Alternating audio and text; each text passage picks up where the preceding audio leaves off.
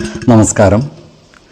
വേദാംഗ ജ്യോതിഷത്തിലെ അമൂല്യമായ അറിവുകളും ആധ്യാത്മിക ജ്ഞാന ഉപദേശങ്ങളും പകർന്നു തരുന്ന പ്രശാന്തം ആസ്ട്രോ ചാനലിലേക്ക് ഏവർക്കും സ്വാഗതം. ഈ ചാനൽ ഇതുവരെയും സബ്സ്ക്രൈബ് ചെയ്യാത്തവർ ഇപ്പോൾ തന്നെ സബ്സ്ക്രൈബ് ചെയ്യുക. നോട്ടിഫിക്കേഷൻ ലഭിക്കുന്നതിനായി ബെൽ ബട്ടൺ അമർത്തുമല്ലോ. ഒപ്പം ചാനൽ ലൈക്ക് ചെയ്യുക, ഷെയർ ചെയ്യുക, കമൻറ്റ് ചെയ്യുക. കൊല്ലവർഷം 1200 ആണ്ടിലെ ചിങ്ങ സംക്രമം പൂരാടം നക്ഷത്രത്തിലാണ്.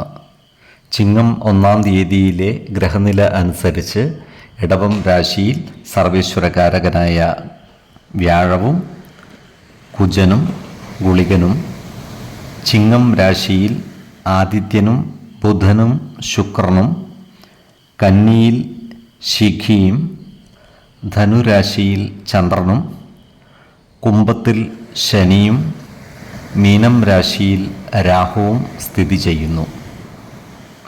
മകയിരം നക്ഷത്രത്തിൽ ജനിച്ചവർക്ക് ചിങ്ങമാസം പൊതുവെ ഗുണദോഷ സമ്മിശ്രമായിരിക്കും. ഇവർക്ക് കർമ്മ മേഖലയിൽ കാര്യങ്ങൾ അനുകൂലമായി വരുന്നതാണ്. ജോലിസ്ഥലത്ത് സഹപ്രവർത്തകരിൽ നിന്നും പരിപൂർണ സഹകരണം ലഭിക്കുന്നതുമാണ്. മേലധികാരികളുടെ പ്രശംസ പിടിച്ചുപറ്റുവാനും ഇവർക്ക് സാധിക്കുന്നതാണ്. ഏർപ്പെടുന്ന എല്ലാ കാര്യങ്ങളിലും വിജയം വരിക്കുവാൻ ഇവർക്ക് കഴിയുന്നതാണ്. ഈ നക്ഷത്രക്കാരായ വിദ്യാർത്ഥികൾക്കും മറ്റു പഠിതാക്കൾക്കും അനുകൂലമായ കാലമാണ്. വിദ്യാ പുരോഗതിയും പരീക്ഷാ വിജയവും ഇവർക്കുണ്ടാകുന്നതാണ്. അതുപോലെ ഈ നക്ഷത്രക്കാരുടെ സന്താനങ്ങൾക്ക് കാര്യങ്ങൾ അനുകൂലമാണ്. ശ്രേയസ്കരങ്ങളായ പല കാര്യങ്ങളും അനുഭവിക്കുവാനുള്ള യോഗവും ഇവർക്കുണ്ട്. ഈ നക്ഷത്രക്കാരുടെ സഹോദരന്മാർക്കും ഗുണഫലങ്ങൾ ലഭിക്കുന്നതാണ്.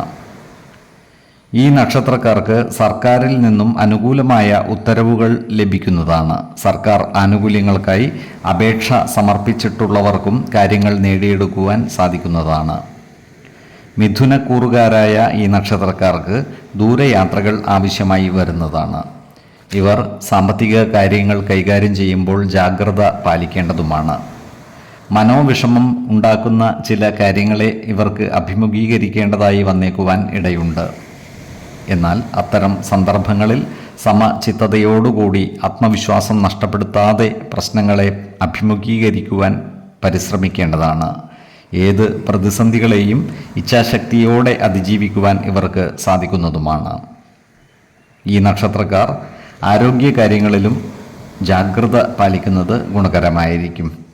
7, 14, 27 തീയതികൾ അനുകൂലമാണ്.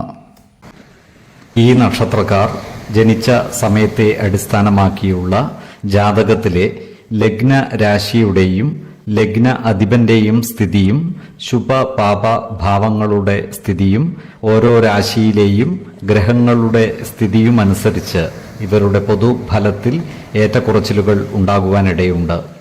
കുടുംബ ദേവതകളെയും ഇഷ്ടദേവതകളെയും ഉപാസിക്കുന്നത് ഇവർക്ക് ആയുരാരോഗ്യ സൗഖ്യമേകും. ഇഷ്ടദേവതാ മന്ത്രം 108 തവണ ദിനംതോറും ലിഖിത ജപം ചെയ്തു വരുന്നത് ഇവർക്ക് സർവ ഐശ്വര്യങ്ങളുമേകും. നല്ല വ്യക്തി സാധനകളോടെയും ഉപാസനകളോടെയും മുന്നേറിയാൽ സർവേശ്വരാനുഗ്രഹത്താൽ ഇവരുടെ സർവകാര്യങ്ങളും മംഗളകരമാകും. നന്ദി, നമസ്കാരം. ജ്യോതിഷരത്നം പ്രശാന്ത് കണ്ണോം.